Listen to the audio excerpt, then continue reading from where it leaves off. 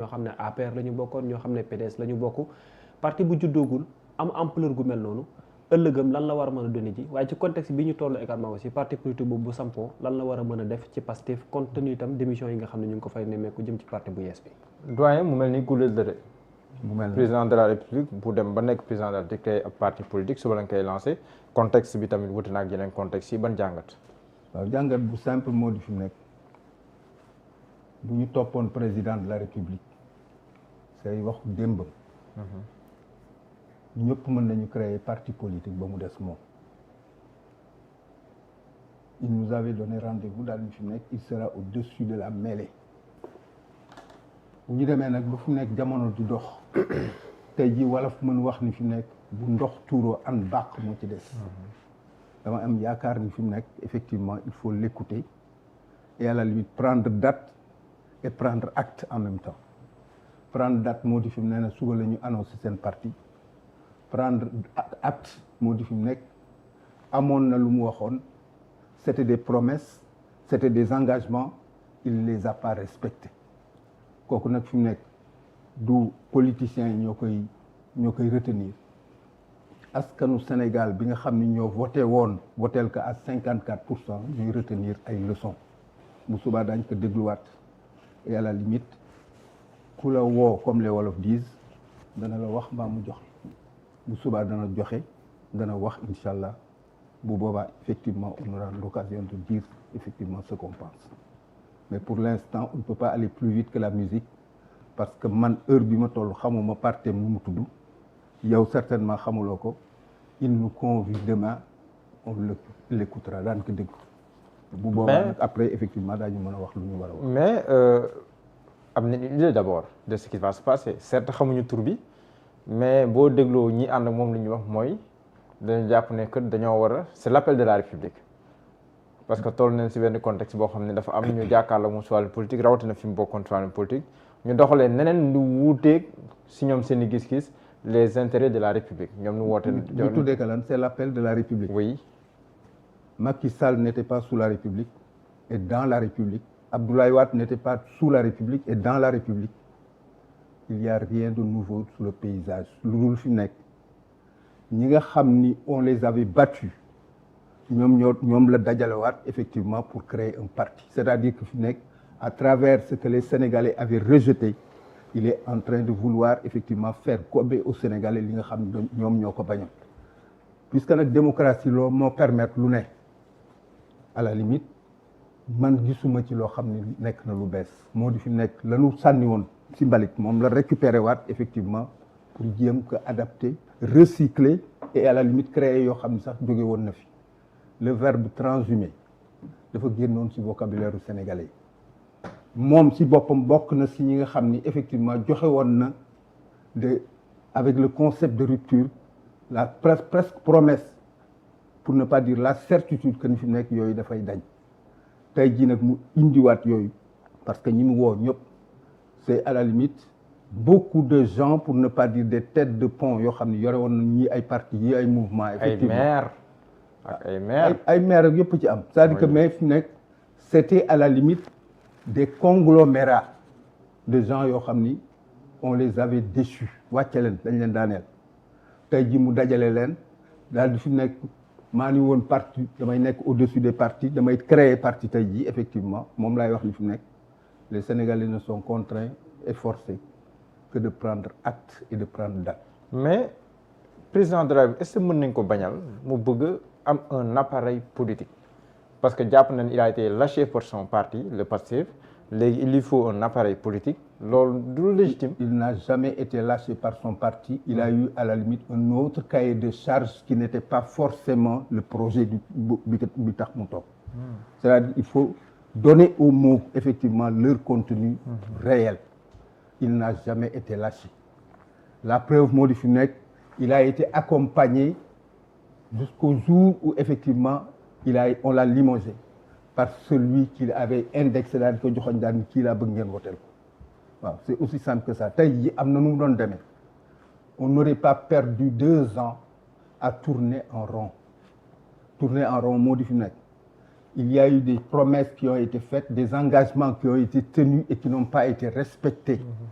et qui ont fait qu'il y a eu des entendus, des sous-entendus et des malentendus dans le pays moo indi effectivement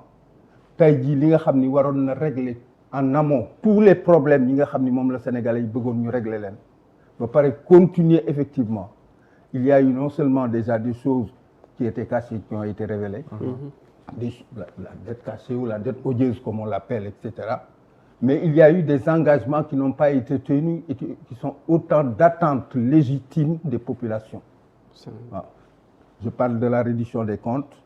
je parle des martyrs yi nga xam ne réglé gu ñu seen problèmes avant ñuy tëb déjà parce qu'en fait nous sommes en train de vivre au moins une histoire boo xam ni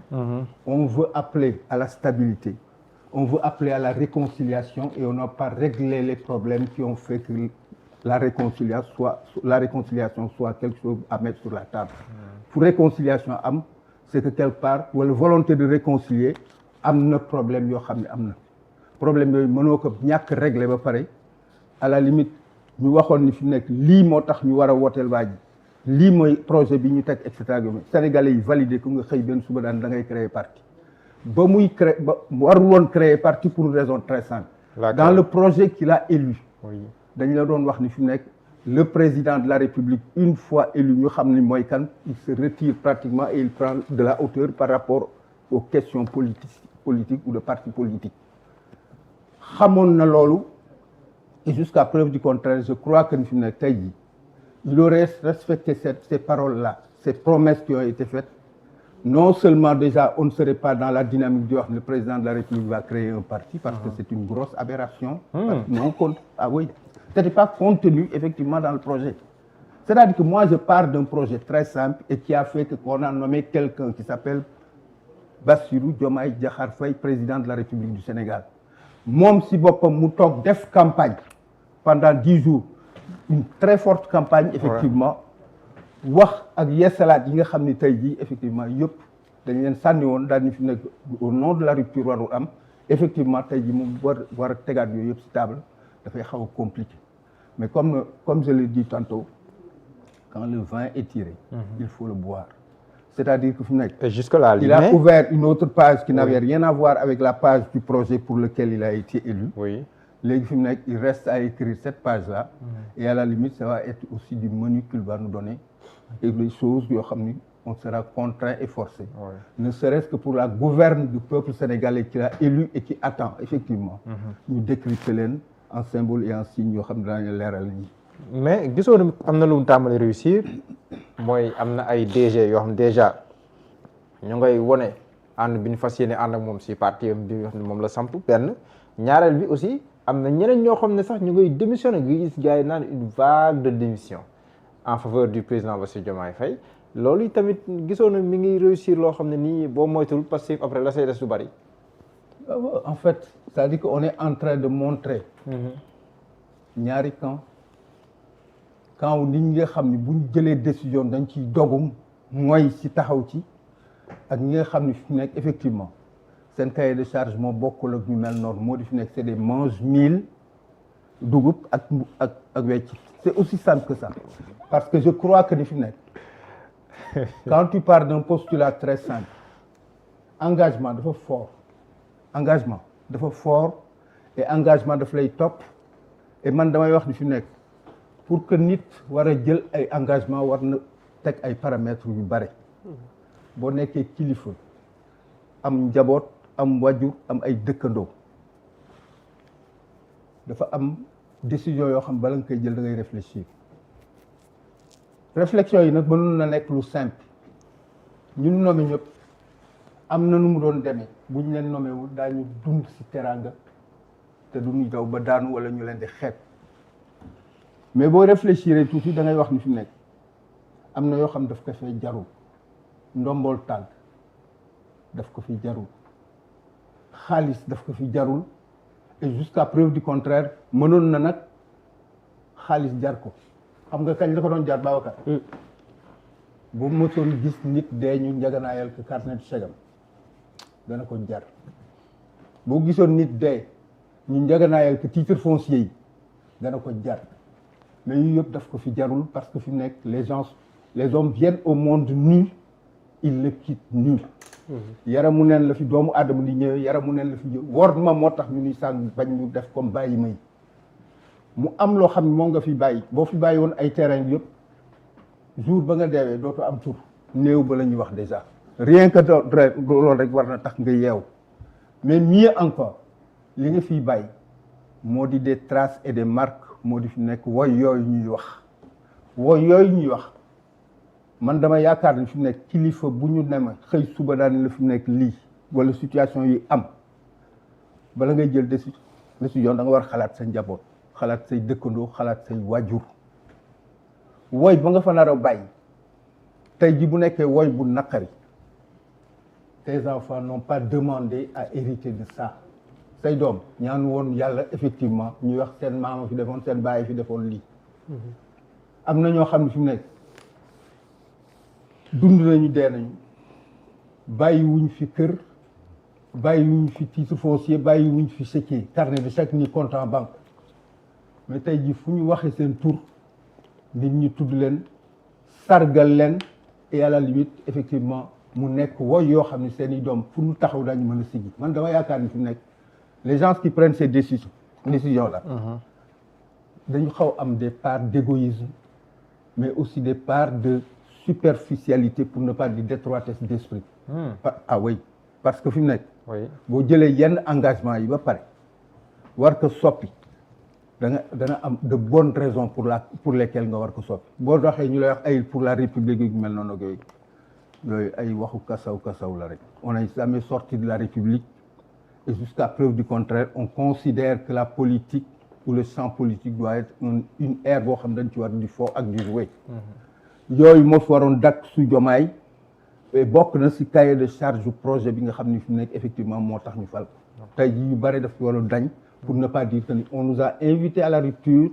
on n'a pas vu la rupture on a vu le recommencement pour ne pas dire la continuité d'une république et d'un état vomi loolu mooy wax ji en fait. wax naa fi maire yi mais biir Pastef boo déggee ku mel ni Lansana Gagny Sakho je pense que xam nga ko. kii yoroon ONAS xam nga ko. waaw moom tamit finalement il rejoint le président Bassirou Diomaye Faye Khoureyssi Thiam qui rejoint le président Bassirou Diomaye Faye. c'est-à-dire que ñooñu ñëpp xëy suba jël ay engagement ànd ak Bira xëy suba war a ànd ak Babacar. waaw daf lay wóor ni ànd ak Bira bi gëmuñu ko woon à la limite seen cahier de charge lañu woon yore cahier de charge personnel moom lañu yore man dama considérer que ni boo ànd ak Bira dogu dëggantaan ak Bira. tu seras des triomphes de Bira et tu participeras aux échecs de Bira. loolu mooy wax ci en fait. buy neex ngeen ànd buy nakar ngeen ànd. nakari loolu moo am affaire ngor foofu lay génne mais tey jii effectivement ñu naan ni xiin na rek nga daw parce que fi mu nekk effectivement yow fu naaj am nga war taxaw ça veut dire quoi ça veut dire que fi mu nekk tu étais là juste par opportunisme. mais bu nekkee waa Pastef ñoo leen naan yéen da ngeen ànd ak ay kuluna. yooyu ànd ak ay kuluna. lan mooy kuluna. Khoureyssi Thiam nee na gars yi ñoo ko ne ay kuluna lay àndal ak yooyu est-ce que loolu tamit ça ne l'a pas un peu révolté finalement. xam nga mu ñëg quoi. nit bu normal xam nga fan nga koy xamee. non c'est vrai il a dit en conférence de presse nee na gars yi ko ne day ànd ak ay kuluna. xam nga nit ni la ko waxee ah kooku c'est un prétexte très léger. xam nga nit bu normal. ak invitation bi aussi. waaw at bi dem say invitation waaw. nit bu normal. oui. bu xaarul ñu ŋàññi ko rek normalul nit bu normal. bu xaarul ñu ŋàññi ko normalul. wax nga dëgg bés bu nekk ma wax leen nee naa leen le meilleur des hommes n'a pas échappé au colibé. sallallahu alayhi wa sallam. yonent bi. amul lu mu ko waxul amul ŋàññi bu mu ko def. amul lu mu dégg 1400 ans après à la limite on s'en prend à lui. et ce ñi koy attaqué sax seen maam ak maamaati maam musul gis yonent. pour dire simplement que waaw dafa ma wax sa bët suufam ci moo tax ma dem sama yoon donc c'est léger il faut pas déconner c'est-à-dire que fi mu nekk yooyu day indiwaat li may faral di wax rek les gens sont dans une insoutenable légèreté qui fait que ni quelque part état civil boo dee góor boo yëwee déclarer yenn saa yi Sénégal day toll benn moment boo xam dañuy ñëw ñu daal oui monsieur nga daan fi mu nekk c'est pour déclarer un enfant ñun la jigéen la nga ne waaw ñun la awa yomb boor ñu la Adama yomb mu féete boor après nga def si Ndiaye wala Diop wala Fall c'est aussi simple que ça quoi c'est-à-dire bu mu fonto di wax dan ma wax lii dan ma wax lale quand tu t'engages pour un projet quand tu t'engages pour un combat quand tu t'engages effectivement pour relever des défis yoo xam ni ça dépasse réellement le cadre individuel mais pour une collectivité dama yaakaar ni fi mu nekk toog di wax dan ma wax lii dan ma wax lale kët dan ma dañu trouver que ni dañ ma invité ma dem fa. Non c'est léger. mais en termes de discours. samedi bi xanaa nag dinañ dégg président de la république am na lu ñu ñamaloon le 2 mai xam nga le 2 mai am na lu ñu ñamaloon si weeru koor bi tam génnoon na ne muñ la leen le 2 mai. moom lu mu ñamal wax ne que moom mooñ Pastef ak ay yoxam. mais xanaa kay bi yoon dinañ am un discours boo xam bu président de la république mu nekk son premier discours en tant que président de parti. bon xaw ma nag président bi lay doon mais en tout cas en tant que leader de parti pour être beaucoup plus. mu ni moom le premier discours du président Bassirou Diomaye moom mooñ Pastef waxoon na ko waaw. le 2 mai il avait dit ça. mais le premier discours en tant que leader de parti du président Bassirou Diomaye Diakhar Faye. loolu loo si xaar doyen. non xaaruma si dara lu dul fi mu nekk j'ai envie qu'il m'étonne mais il va pas m'étonner parce qu'il va rien d'apporter de nouveau. c'est-à-dire que fi mu nekk mënuloo jël ay nit. produits recyclés. corps négatif. parce que fi mu nekk dañ leen vomir. jël leen teg leen si taabal ji nit ñi war a nangu loolu. c'est-à-dire que fi mu nekk man dama yaakaar ni. on n'a toujours pas compris que le peuple sénégalais est devenu tellement mûr que fi mu nekk tellement mature. que fi mu nekk effectivement day toog di déglu moo tax léegi déggatoo ñuy sànni xeer déggatoo ñuy wax quoi que ce soit. waaw loolu moom Canabasse moo ko dañuy déglu rek ni teg toog. parce qu'ils ont compris que fi mu nekk. le monde a évolué à un point tel que soxlootul di rey sa bopp si quoi que ce soit parce que le monde même pour ne pas dire les jours sont échéanciers waaw dimanche lii la lundi lii la les Sénégalais n'attendent que les dimanches ñi nga xam ne effectivement si la ñu war dem pour sanctionner wala pour apprécier positivement. d'accord mais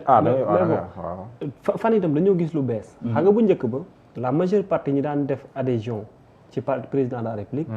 buntu Mimi Touré lañ daan jaar moom lañ daan gis muy photo ay nit mais léegi dañ commencé gis ñeneen ñoo xam ne sax dañ cey yees ku ci mel ne Yankhoba Diémé gis nañ temps yi daanaka ñu baree bari ñuy adhéré maire Bakel yeeg tey gis naa ñeneen ñoo xamante ni ñu nga bàyyeekoo ci Fouta également aussi le fait que mu bëgg a multiplier davantage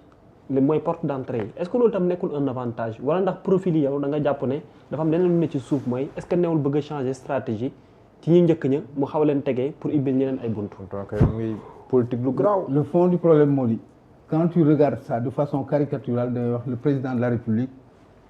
prochain chef de parti a ouvert les vannes. foos yi lañu ubbi boo ubbee foos yi ñi nga xam ne mënuñu noyyi si foos yooyu dañuy génn pour ñëw rejoindre la. le fond du problème moo di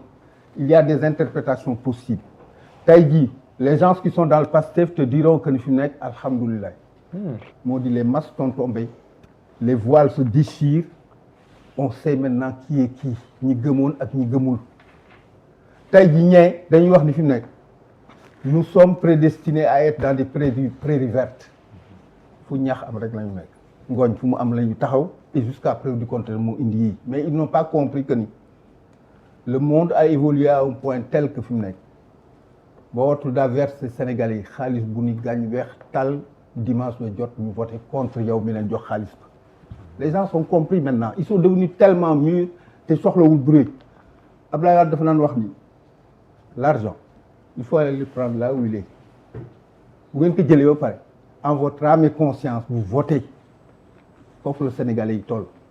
moo tax fi nekk on a beau à la limite donné beaucoup d'argent versé énormément d'argent bu doon xaalis rek Macky du wàcc bu doon xaalis Abdoulaye Wade du wàcc pour ne pas dire le PDS continuerait encore du affaire xaalis les Sénégalais sont devenus tellement mûrs mais à la limite d'une sérénité renversante moo di doo xam ba les gars yi dañuy rey ba pare fi nag mu wóor la ni ils vont sanctionner foofu lañ toll bu yeboo waa Fouta ñëw waa kii ñëw waa kii ñëw waa kii ñëw waa kii ñëw na ñëpp ñëw effectivement damay am yaakaar ni fi mu nekk seen wërsëg la ñuy jël ci Diomaye. doyen Omar Seck ñu ngi lay nuyu bu baax di la dalal jàmm. ba nga leen fay di dalal sa bopp jàmm. Babou dama la laaj. alors président de la République suba la fas yéene fësal turu parti politique am ci waxtu wi.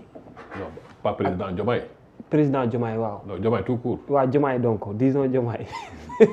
mu fas yéene fësal parti politique am ni ki ëllëg mais balaa boobu gis nga liy nekk di xew diggante Pastef APR PDS mooy ñuy bàppee ko fas yéene jëm ci moom